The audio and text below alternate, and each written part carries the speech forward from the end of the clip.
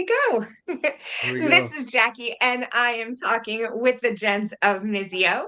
The band is back with a new album, Love and Heartbreak, out later, early next month, July 3rd. What's influenced your songwriting this time around? And so, I mean, there's always so many influences that we pull from, and a lot of that comes from just honestly touring and cultures and experiencing other countries and people. But the big topic for this specific album is Love and Heartbreak, and experiencing the very human experience of falling in love with somebody and also getting your heart broken by somebody. And yeah, we have not been a band typically that explores that space. So this is kind of new territory for us in a lot of ways, but I think that it's going to help a lot of people. And I read that the songs are kind of about the spectrum of feelings, and so I guess I'm wondering is the songwriting more autobiographical, referring to other people, or kind of a mix of both? Definitely autobiographical for sure.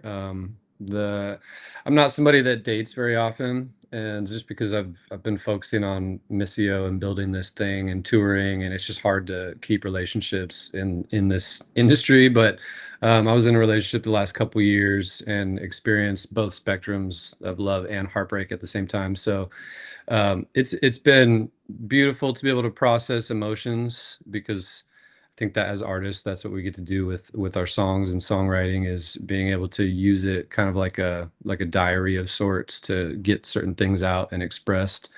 In some ways, it's been really beautiful to do that. In other ways, it's been difficult to do that because you're constantly just rebringing certain emotions up that can be difficult. But yeah, definitely autobiographical, but also, I mean, David's been married for a long time, and so there's always elements of his relationship that he injects in there as well. And let's talk about the first track, Bleed. How does that highlight the band's sound on the album as a whole? I think it's a great example in some ways of where our heads were at coming into the album, at least sonically. This is album number 6 for us, and I'm Cinco was a really diverse, wild odyssey of an album with all kinds of different genres and emotions and sounds on the album. And I think after doing that, coming into writing these songs, Matthew and I had talked numerous times about how we were just feeling like wanting to kind of dive back into a more purely electronic, dark electronic sound on this album. And so when we went home and started demoing a lot of all of the songs that are on this album, and then some more even, we're just all kind of in this dark electronic space, which so that's where we were at sonically, which I think you can really hear in Bleed specifically. Obviously, there are pop elements in the melody and the things that we do. It's also a great example of how we're just kind of like discarding the rules of structure and things like that, and trying to just get as creative as possible. And wherever the song leads, that song specifically had so many different sections and rewrites, and we would send the that song back and forth because we worked remote a lot, and so I would write a chorus for it and be like, "Ah, that's not it." Matthew would write a chorus, send it back. That's not it. And I mean, we did that one of the most that we've ever done of all time for MiSSIO and with that song, just because we kept tweaking and playing with it.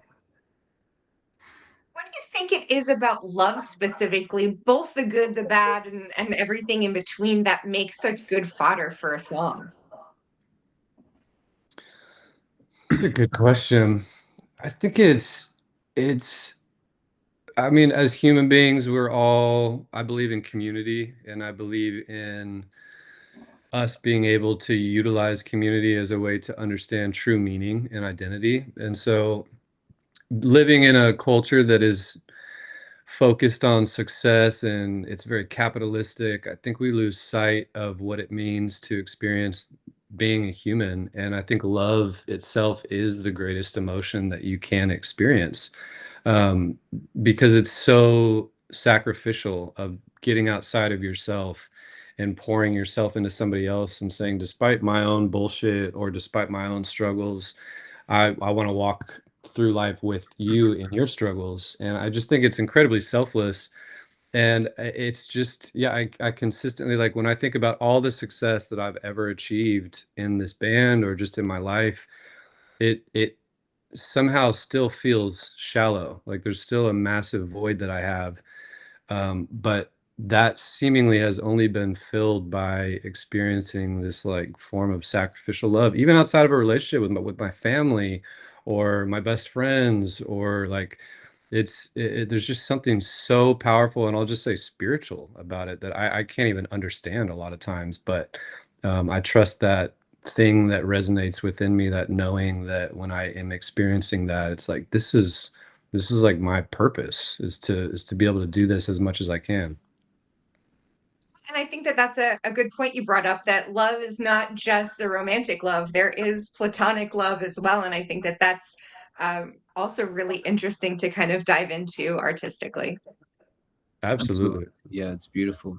It's beautiful. Love is just such an energetic thing that is kind of magical, and we don't really understand. I'm always drawn to those things. It's why we write songs. It's a form of like love and magic that happens when we write songs, and you feel it's hard to explain, you just feel these things in your body. I've felt them my whole life, and always just, positive, negative energy. We try to use words to define them, but it's why I love songwriting, is because it's one of the things that gives me that feeling. And love is just another one of those things that gives you that feeling. And the next track I want to talk about is I Remember When, and that focuses on which emotion? It's not quite love, it's more like that nostalgic aspect, correct? Yeah, I love thinking about this song as a songwriter specifically, because uh like when I dream about writing songs and like come up with like fantasies in my head, which honestly I did when I was a kid, and I'd be like, I want to do this. I would read stories about other people writing songs. It always is some version of me and my best friends sitting around a coffee table, drinking coffee, talking about life, and then, just like going into the studio right after that, and then banging out a smash, like that's how it works in my head in my dream. And with this song, we were sitting on my patio and just reminiscing about, how back in the day we each shared stories about how, we used to like wait in line at midnight for CDs or albums when they'd come out. And, like our producer even shared a story about how one day he got like a Cure vinyl album before, like the day before it came out, because he knew the record store guy. And we were just sharing about these times when like there was like a cherished mystery to music, that it was like, I can't wait to see what this is.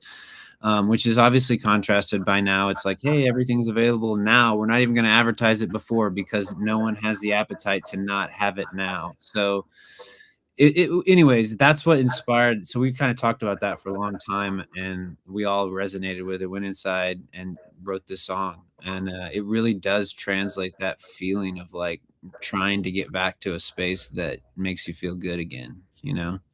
Yeah, and it's also, I mean, for me, I'm having a difficult time as I get older not viewing the world so nihilistic. And I think a lot of that is just the natural progression of getting older, but it's just there's so much input all the time from the internet or social media, or the amount of, like David was just saying, the amount of songs. And it seems like because things are not as scarce anymore, they've kind of lost their value inherently. And so I'm finding it harder to find meaning in certain things. So the chorus of that is, I remember when I used to give a shit about anything. And there's like there's a sadness to it, because I want to find hope in the future, and I want to find meaning in all these things. But it's just incredibly difficult right now, just having so much access to information and the news. You're just bombarded every day by the worst parts of humanity.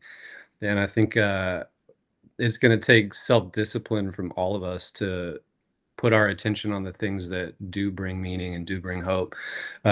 So I think a lot of people resonate with that chorus, just because a lot of people are having a hard time giving a shit about anything, truthfully. Yeah, that's a really good point. A question I've been asking folks lately, purely out of my own curiosity, is what does bring you hope right now? Because as you mentioned, like there's not a lot, but there are things. Like there's a few things out there, but what do you personally kind of gravitate towards when you're feeling like we need to focus on something good?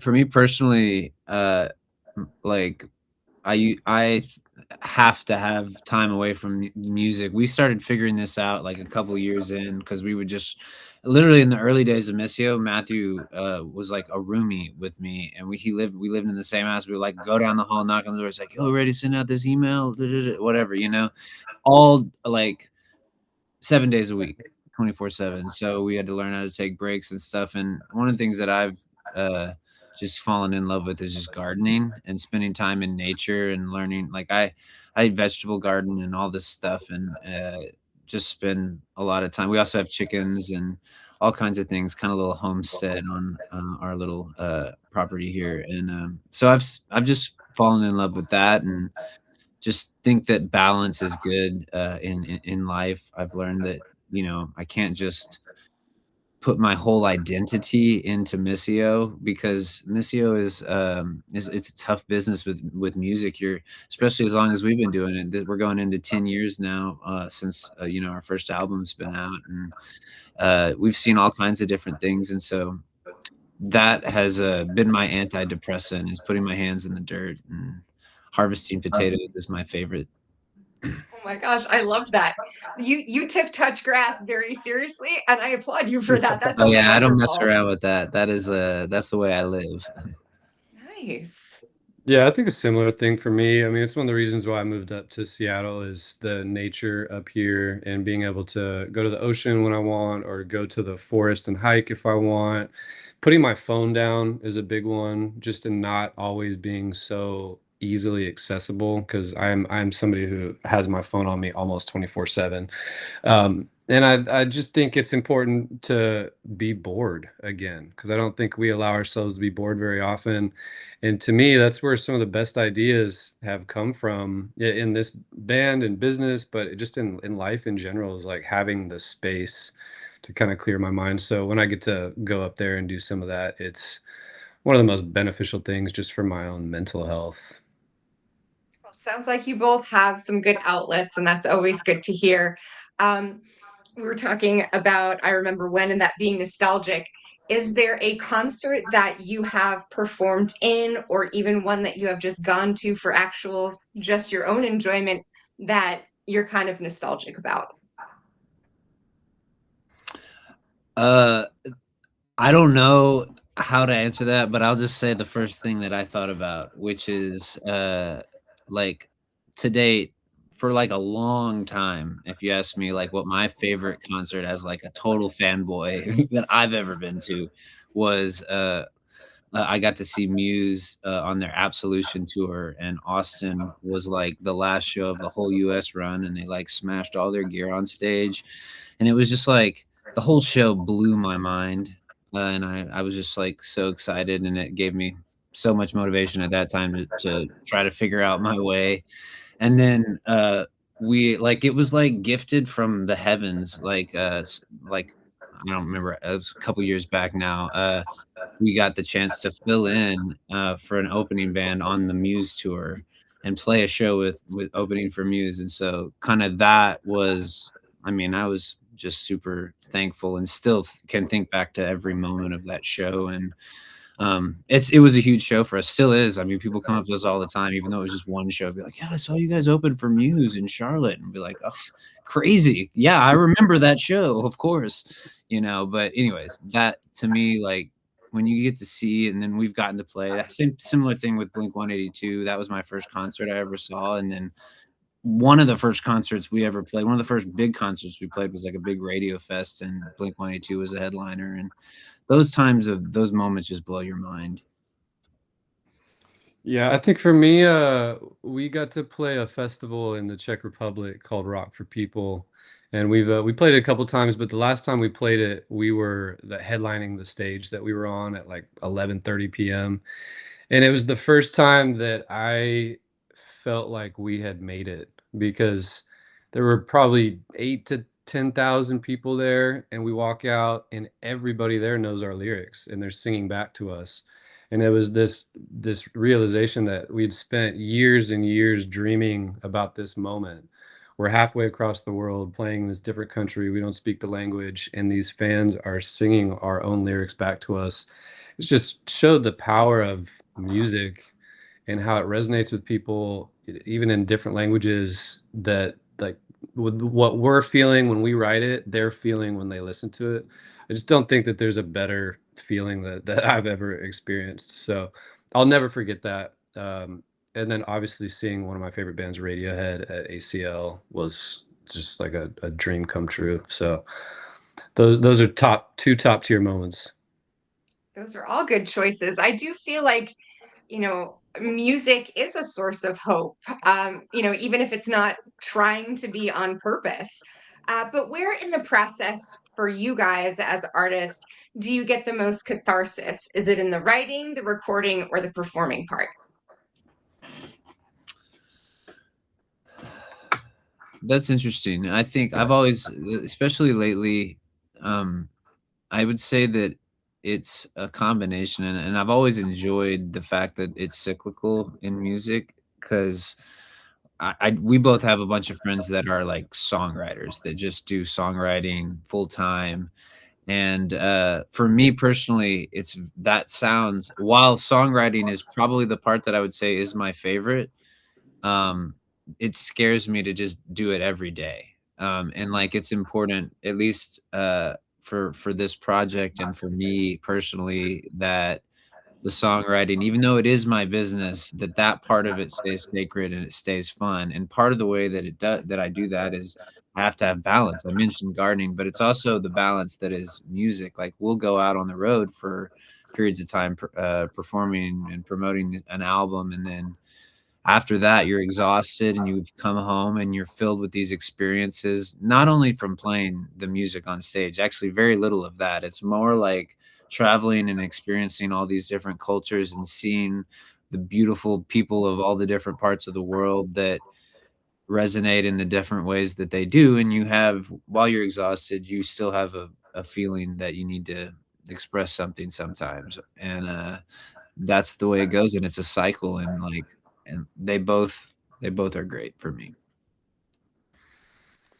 Yeah, I think when we started this band, it started as a solo thing, and I was meeting up with David to help me produce it and engineer it. And I remember telling him specifically, look, I love writing songs. I do not want to tour. I don't want to do like a lot of this shit. I just want to write songs because that's what fills me and that's just what I love. And it's ironic that with that mindset, it's turned into what this is, which is touring more than I ever imagined. I love the shows themselves. I kind of hate touring and just what a beatdown and how brutal it is to travel that many places. And it's just like very repetitive every single day. So it's the process of making an album for me that there's just nothing like it. And I'll go as far as to say, like, I don't even really listen to the finished product of the album when it's done. I'll listen to it a few times, obviously, because I love it, but it's about that process of making it and putting the puzzle pieces together for me that it scratches this part of my brain where it's like, hey, this chorus isn't working. Okay, let's reapproach it. This section isn't working. Let's reapproach it. And I think it's the reason why I'm not really a proponent of using AI specifically for music for myself, because I'm not looking for it to be efficient. I'm looking to take my time and experience the process like building Legos. So I will always view that as the most spiritual, sacred part of what we get to do is just like the actual process of making the songs. And speaking of that process, now you'll have, as you mentioned, 6 albums to choose from. What is your process for going about creating your set lists for your next live concerts? It's Gosh, hard. very difficult. I mean, honestly, like the general theme of it is usually there's like a handful of songs that you know, kind of our staples, and you try to fit in for different reasons that are just like a lot of people's favorite songs. And so you try to start with like a handful of those so you can kind of make sure that, and then whatever the theme of the set is, usually if we have new music out, we kind of like try to lean in. We personally lean pretty heavy into the new music because, again, getting back to like what Matthew said in the beginning, like more like, even to like elaborate further on that, it's always just been like, what's the most fun for us? And so, and like what makes us happy, that's the kind of music that we're going to try to write, versus like trying to be heavy handed towards like writing for some other goal. And so a lot of the times we just really want to play the new songs because we just wrote them and they're exciting, and and so it's challenging. It's also a challenge to write. We talk about this every record. It's like, hey, this song has to be good enough to be able to hang in the set. You know, if it's not good enough to hang in the set, what are we doing? You know what I mean? We can't be so, you know, and so it kind of forces us to up our game every album, or at least we try to, you know. That's a good litmus test. If it doesn't belong in the set, that's a lot of pressure though. I know. Well, Um, sometimes it comes up, and that's the honest truth. You're like, "Hey, if like, you know, like we've got to this has to be that." And we'll just debate. That's what Matthew was talking about though, about just like the process of like figuring out songs. We call it cracking the code. And that feeling, like I don't know if it's recording or writing or whatever it is, it's different. You crack the code at different moments and different songs, but when you finally just like it all comes together, it's just like this glorious feeling that is better than almost any high that is out there. That feeling is the best. and your other song I forgot to mention is Dopamine, and that sort of talks about not fixing someone else, just kind of giving them the space and the support to grow. I mean, this sounds like really wise advice, but do you find that that's something that is difficult to practice in real life? Absolutely. I grew up in a super religious, very like conservative evangelical home. And I think just the messaging of religion a lot of times can be it's based around this savior, right? Who's coming in and saving you, and like that requires you to believe that something is broken to be saved. And so that was implemented into me throughout my entire life.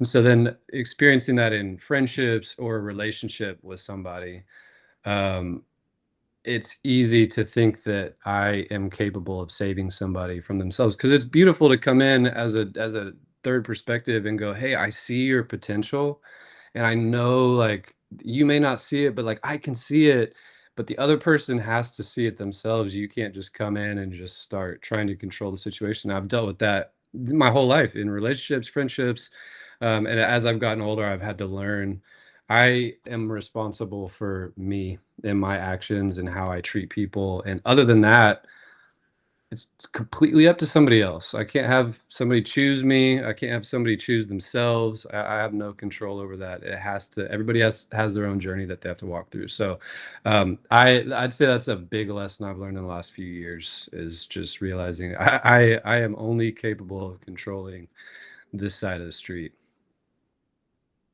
Well said. The video for this track is very interesting. Who came up with the treatment for it? So our buddy, his name's Rob Martinez. And he what's cool is full circle moment with him. He had worked on the very, very, very early first MiSSIO videos ever. He was a Dallas guy at the time, and we were in Austin, and we got connected with him and just were able to create some videos. And so 10 years later, I'm up in Seattle, and we randomly got reconnected again. And I was like, "Yeah, where you at?" And he was like, "I'm in Portland." And so we were going back and forth on who we were going to work with as far as direction goes. And he was like, "Dude, sign me up. I want to do all the videos." So he's always leaned very futuristic in a lot of his visuals, and he always creates these really cool concepts that just feel very, very future forward. And so we kind of told him what we were looking for, kind of more as it was important to us to do the performance style videos, just because I think that those are what people really want to see, but incorporating some kind of a concept into that. And so he brought his creative genius into some of the visuals behind that. What role do you think music videos have in 2026? Because we have not had a station to tune into in a very long time. Man, isn't that a good question? I'll answer this because I'm typically like the negative person towards music videos.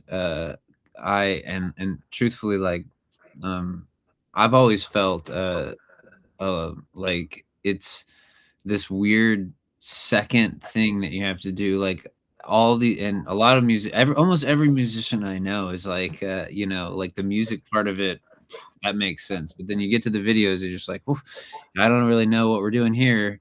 And every time you have to do something, and what I love about it is like because we're so passionate about the art and like doing the music and honestly like trying our best to give the music the best chance that we can. So we try as much as we can to put a video out for almost every song we release, which is wild given how many songs we have. And so what I've fallen or grown to like about the project is that in and of itself is just this incredible creative challenge because the behind the scenes is that like music video budgets when MTV used to exist and then like so far down there's been like this very slow trail off of them.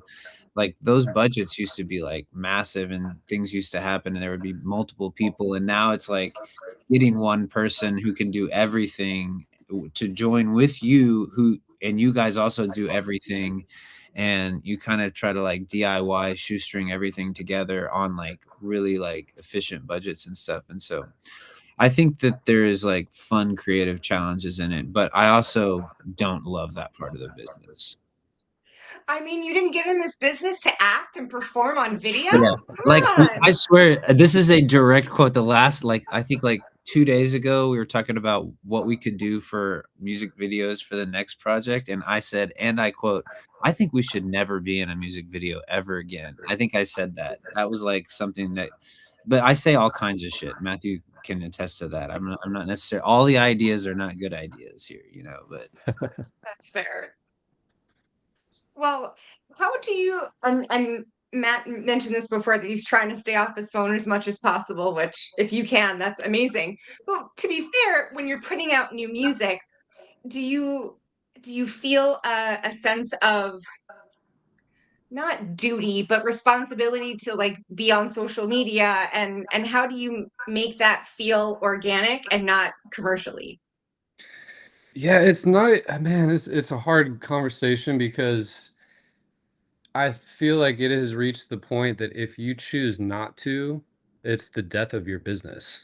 I mean, truly, like it's something that you literally have to do because that is where everybody hangs out. And so it's this frustrating thing for me because like I think about when I was growing up, I can't imagine a guy like Tom York from Radiohead holding his phone up and being like, "Yo, listen to my song Idiotech." It's just like it doesn't compute to me, but it's so normalized now that if we chose not to do it, nobody would hear the music. I mean, truly. So it's this thing where you're like kind of forced into it, and I always try to find joy in it. Just like my answer to that is I love creating music or anything. So if it allows me another form of expressing myself via art, whether it's videography or photography or whatever, like cool, I love that. But it is a challenge because I just feel like the people who stand out have the biggest budgets a lot of times, not all the time, but a lot of the time. And when you are a band that doesn't have the funding required to really do these really creative, massive concepts that it takes, you're kind of like this really small fish in a really big sea. And so I'm a musical purist, and I just rely on focusing on making the best art music possible. And I know that if we're resonating with it, other people resonate with it. And we will just have to get as creative as fucking possible to try to get people to hear that music. But it really is a catch 22 because it's just something that you have to do. I mean, there's no other way around it. It would be nice to just play, I'm sure. So, what does success look and feel like in this era of music? Because we've talked about social media, we've talked about concerts, but like, when you got started making music, it was about album sales and it was about ticket sales, and there were very clear benchmarks for a band's success. How has that shifted, and what does it look like or feel like for you now? Depression. No, I'm kidding. Hope not. Kind of. Yeah, no, it's tough. It's tough. You know, I have to be very, very intentional about reminding myself how thankful I am to have had the opportunities that we've already had and the ones that we continue to have. Like it's like it's a just an incredible honor to get to have played in Russia, China, all these massive festivals across the US and Europe, and headlining shows literally all over the world, in places that, anyway, there's just like an incredible honor to, you know, really all that. And I have to like really remind myself, um, of that mindset, because, you know, the reality of being like I don't even know what an independent musician is because we have like a label and stuff, but we're as independent as in like we're as indie DIY of a musicians as you can possibly get. And like since we started MiSSIO, this has been the only thing that Matthew and I do exclusively. And I that's truly like I say this like I don't ever talk about this, but I've noticed that it's extremely rare in this business to find people as that are that literally don't do anything but pour their full focus in. And so and I don't know if that will always continue to be the case for us, but I consider that to be my dream come true. Because when I was in high school, like, I honestly in college and leading up, like, even though I was chasing this dream, like, I think if you would've been like, "Do you really think you're gonna make it?" I don't know if I would've believed it, you know? So, like, the fact that I really did and we still are, like, as long as, you know, like, we will be successful, period. And then the fact that we're getting to continue to do it right now is like that's another level of success that is a treat. So the longer we get to do it, the more but there will be no not success for us as far as I'm concerned, based on what we've already done. Yeah, I agree with that. I mean, it's like, what do you define as success? Because I've noticed in 10 years, when we first started, my idea of success was 5,000 streams. And now my idea of success, and frankly, I'll self-label myself as entitled sometimes because I'm comparing to other big acts, and I'm like, "Oh, we only did 100,000 streams this week," and it's like, "Bro, what are you talking about?" Or there's like some people focus on financial success. I mean, we've toured Europe and China. Some people would say that's their dream of success, and so I've noticed that as the goalpost kind of changes as we do gain opportunities, it's still never enough for me, and I'm always looking for the next thing or more streams, and it's just like it's gross to me, honestly. And so I think David's point of gratitude is hugely important because I'll get on social media all the time and I hear artists who are selling 50 records and they're just like, I can't believe I sold 50 records.